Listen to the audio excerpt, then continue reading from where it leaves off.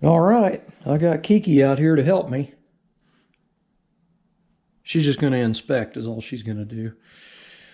All right, so this piece here that goes on the bottom of the column, this is original, I had it re-chromed.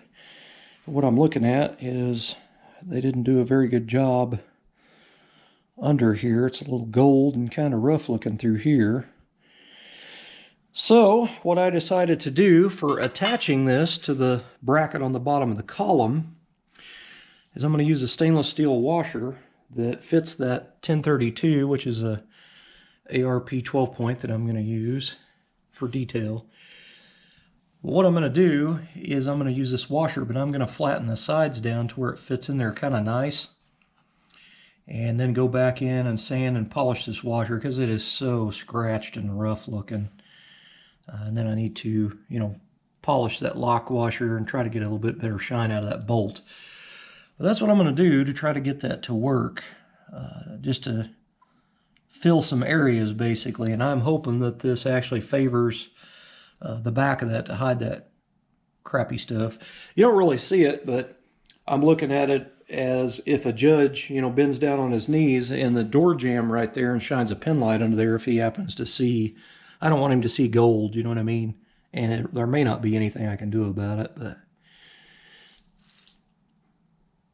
it is nice having, miscellaneous stainless steel stuff to, dump out and kind of dig through. That way I could find something I needed. Now, originally they had a star washer, which actually was a little bit bigger than that on the stretch on the star part, but I'm not going to do that. It'll tear up the chrome a little bit. I think this with a traditional style lock washer, it'll look a little bit better. But I'm going to go ahead and thin this down and get it to fit. All right.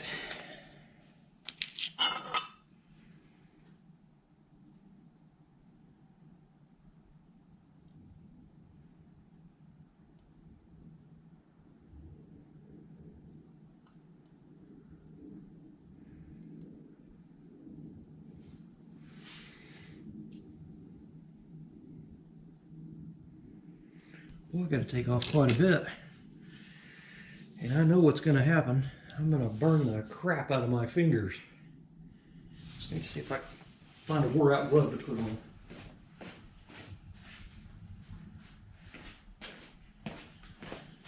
I need some new gloves terribly. Just some shop gloves. Well, I could go in there and, measure and mark this out real good, but I've got a whole bunch of these, so I'm just going to kind of wing it and see if I can't get lucky here.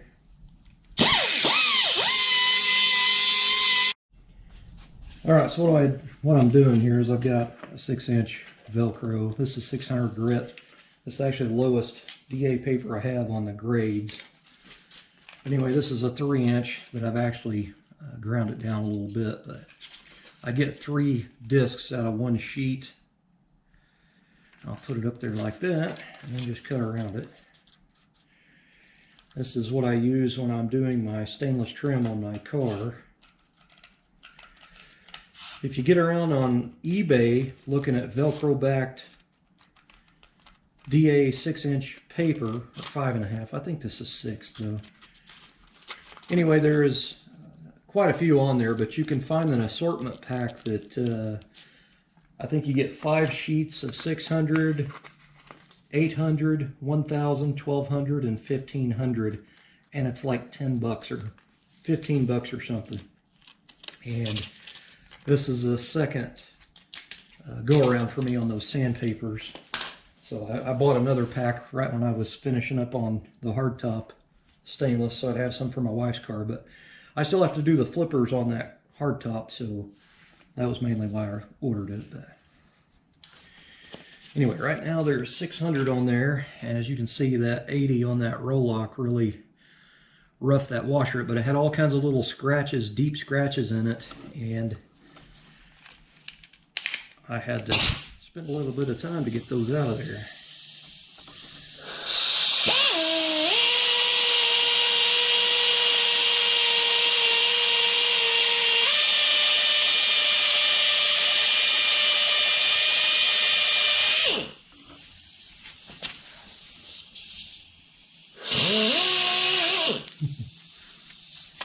hard to hold on to, let me tell you.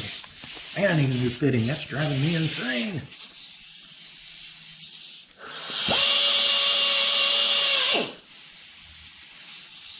I hate working on these little small pieces.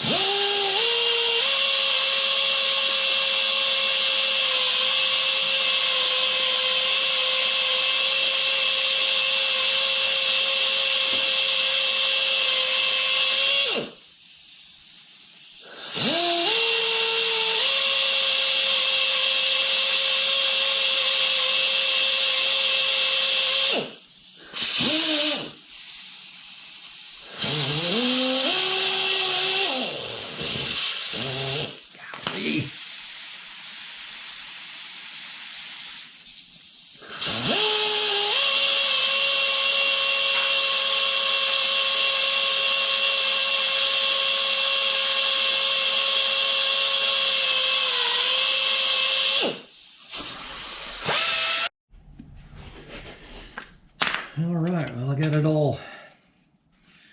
I used 15 on the little sander or buffer, this thing. Now I'm doing, this is 2000, I'm just doing it by hand here.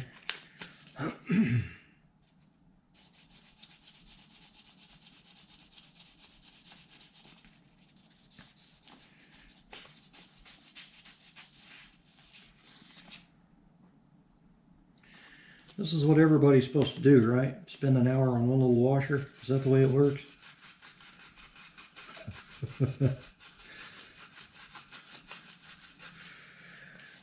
That's when you know you might go a little too far with the details, especially things that aren't seen unless you stand on your head underneath the column and look up and see it, basically. But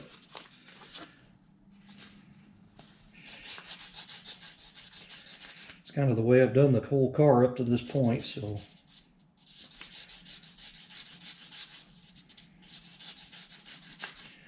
doesn't matter if it's visible or not, it needs to look good.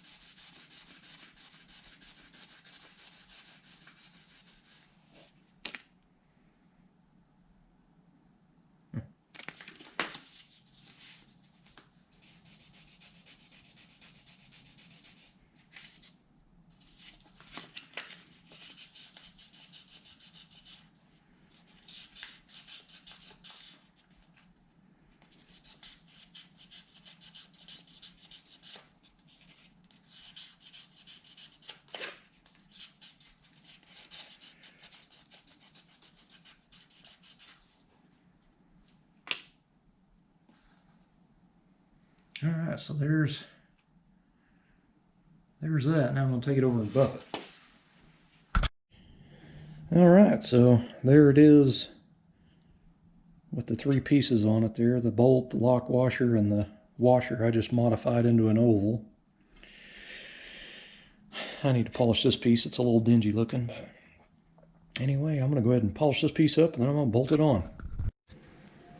All right, guys, so I got all the column stuff installed here. I got this cover on, I got the lower cover on, I got the rubber seal pushed down to it. I got the homemade gear indicator is working. That's kind of nice. I got the horn stuff, you know, the ring and everything put on. They're tightened down. So, it's getting there, you know what I mean? The only thing left, besides getting the horn contact, buying it and installing it in the steering wheel so the horn will work, I need to find my, I call it a gate plate. I don't know what you would actually call it.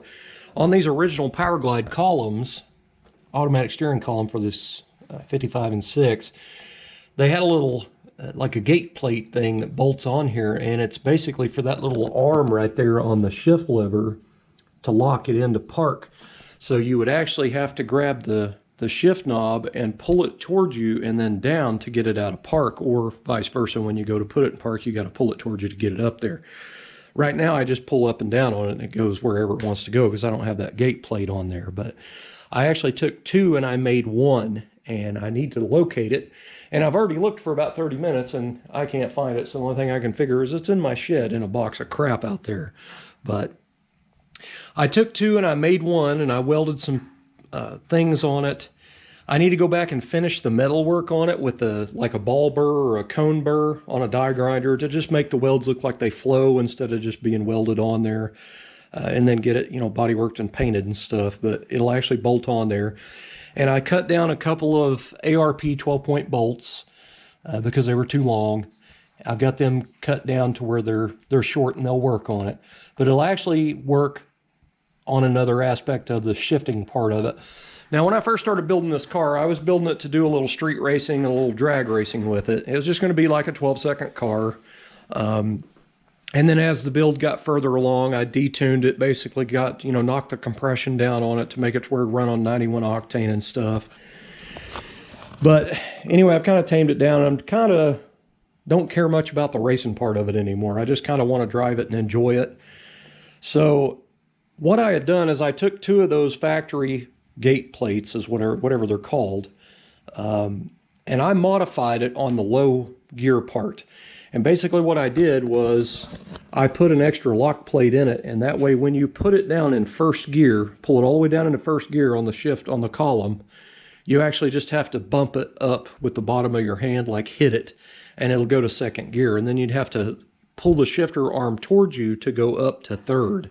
So I had in mind, when I used to street race and drag race, all the cars that I've had in the past, that was my biggest love, was street racing and drag racing. I'm just not as big into it as I used to be because I spent so much money. I kept us broke. So anyway, I just want a nice car I can get in, drive, and enjoy. And it's still going to run good, don't get me wrong. It's just not going to be like it was. I even got a brand new nitrous kit in the box for this car, and I just decided not to put it on there because it jumbled up the engine compartment with all the hoses and the wiring and stuff. So I didn't even end up putting it on there. But the car was going to be basically like a high 11-second to 12-second street car. Anyway, I took that gate plate and I made it. And the reason I did it was I had the old B&M Pro Sticks or the Hurst quarter stick shifters in mind, because that's what I used to always run in all my cars that I raced. That was my favorite shifters to put in the cars, because you pull them all the way down into first gear and you could hit that thing as hard as you wanted and it would go to second, and then you had to squeeze the trigger together to go to third. But I had it in mind where, sometimes with one of these cars it would be easy to go from first and knock it into third. So I made it to where I have to bump it to go to second, and then I'd have to pull it in and raise it up to go to third. So I need to get that piece found and get it finished out, and then I can put it on the column and that part will be done. Hopefully I can find it. I know I've got it, I just don't remember where it's at. But anyway, it doesn't really need it. I can drive it without it, but it would be nice to be able to lock it in park, basically. Now, I did have somebody ask me about my brakes. I'm assuming a new subscriber, some person that hasn't watched my videos, they actually noticed my brake calipers and wanted to know if those were custom made by a brake company. And so I thought I'd run through that just real quick, because I do have the rears off. I basically made my own brake caliper covers out of sheet metal and drilled and tapped the calipers, and they bolt on. And I used Bel Air dash scripts in there. And these are actually chrome, because originally these cars were gold anodized. The Bel Air script that goes on the dash over there on the speaker grill. But anyway, you can buy these chrome, and that's what I did. I bought 5 new chrome ones, 1 to put in the dash and 4 to put on the caliper covers. But this is exactly, they're the same size all the way around, and they basically just bolt on. And Anyway, this one ended up getting a pretty good nick in it because I dropped it when I went to put it on, and I went ahead and put it on anyway. So I'm going to go ahead and pull this off, sand this all down, feather this out, and I'm going to repaint this. But anyway, that is a brake caliper cover is all that is. And it's the reason I did is because I'm running GM brakes. This is a GM 10-bolt rear with disc brakes, and the front is a disc brake conversion. The calipers do not match, and I just don't like the look of them. One of them's kind of big and, you know, just cast iron looking gnarly. This one back here is finned aluminum, so they don't jive together. So that is what I did to make them look uniform, and they kind of, you know, give the appearance of an aftermarket big brake caliper, and it's really just a sheet metal cover. So I did drill and tap the brake calipers, so when they're bolted on, the calipers, you know, your calipers move in and out on your rotor, so that cover needs to move with them, and that's what I did. But anyway, I like it because it's, you know, it's completely different, and it's kind of cool when that wheel's spinning, you can see that Bel Air script plain as day, just gleaming out of there. So I think that's kind of neat. But anyway, guys, I'm going to go ahead and get back to it. I guess I'm going to go dig in my shed and see if I can find that gear indicator. I feel like I got a box of parts out there that I have not located yet. So I need to go out there and do some digging. And I got to tell you, there's so much crap in my shed, I'm going to have to probably move a lot of stuff out into the yard and go in there and dig some stuff out. I am usually pretty organized, but there was at one point when I moved out of the bedroom and moved stuff out and put it in the shed, and then some of it didn't quite make its way back into the house. So if you've ever had to do that, I mean, 9 years building a car, you're gonna encounter something like that, I'm sure. But it sucks because I'm probably gonna have to move some motorcycles out of there and stuff. And oh, I did have somebody ask me about what I was going to do about a motorcycle now, because it was an older comment. So I sold my ZX14R Ninja, I think it was during the summer, to my neighbor. And somebody had commented, I don't know, like 4 or 5 months ago, and asked me what I'm going to do for a motorcycle. And I've actually have motorcycles. I have other motorcycles, but they need restored. I have my childhood bike. I actually have 3 of them, which is a 83 Kawasaki GPZ 305. One of them, it's basically take 3 and make one nice one, and I've got tons of new parts. Had all the decals reproduced, screen printed reproduced. I bought all the paint. I mean, I got everything for this bike to put it together. I just need to paint everything. Like the frame's sanded down, it just needs painted, and then all the other body parts need painted.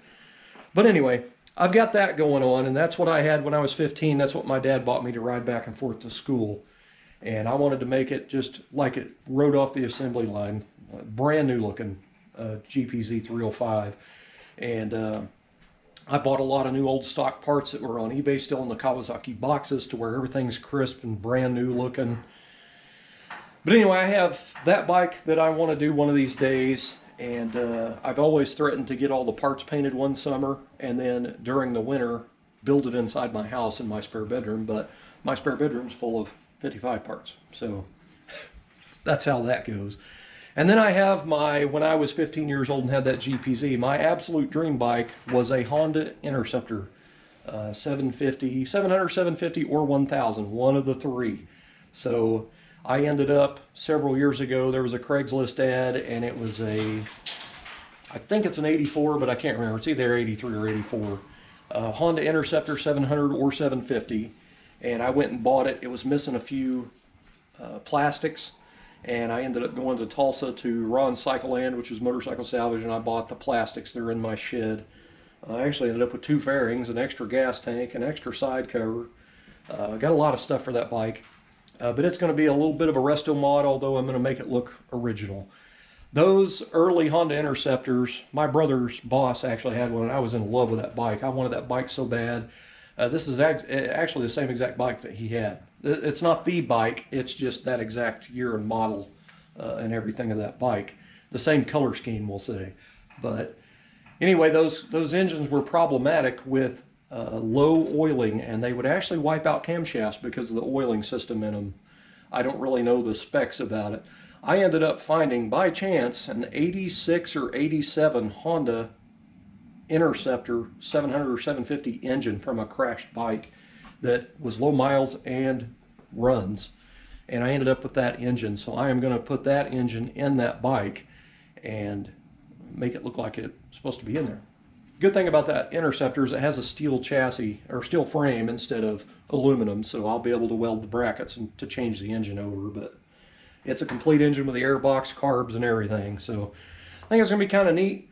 I'm going to paint it to where it's all original colors, original decals, where it looks like the real deal. It is just modified a little bit. Probably run a little better too, but anyway, I definitely don't have to worry about my cams going flat at that point. But anyway, guys, still got motorcycles, but they're projects, and cars always come first around here, not motorcycles. So anyway, thanks for watching. So it's kind of hard to see in here in this mess in my shed, but that is actually my GPZ 305 that I'm going to restore. That's the frame for it, which is already ready to be painted.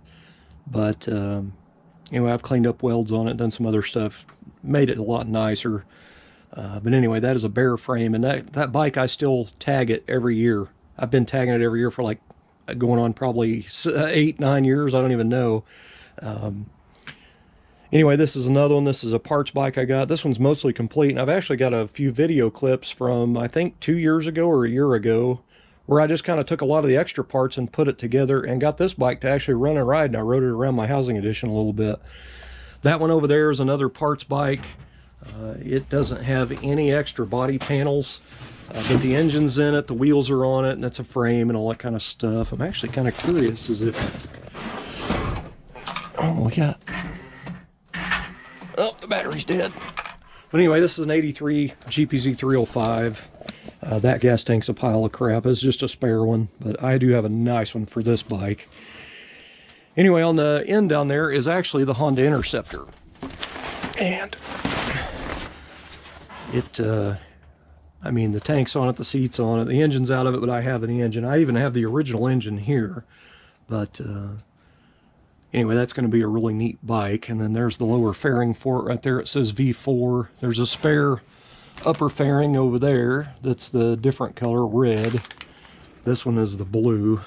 Red, white, and blue, with the main blue being the dominant color. But anyway, I love the old vintage, you know, metric bikes, especially the 80s stuff, because that's what I grew up with. But anyway, I have motorcycles. They just need a little bit of work. Little bit.